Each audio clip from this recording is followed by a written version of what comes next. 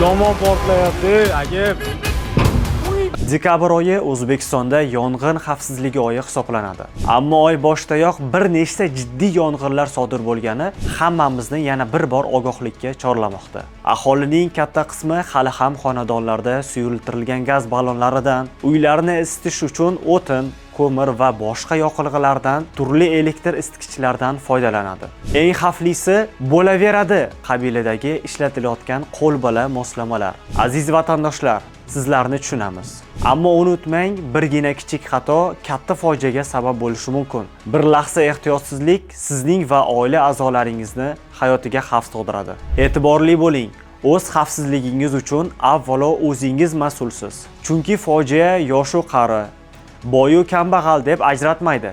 Keksa nuroniydan tortib beshikdagi chaqaloqgacha barchaga tahdid soladi. Ogoh bo'laylik. Ushbu videoni yaqinlaringizga ulashing. Bugun ogohlik va mas'uliyat barchamizning umumiy burchimizdir.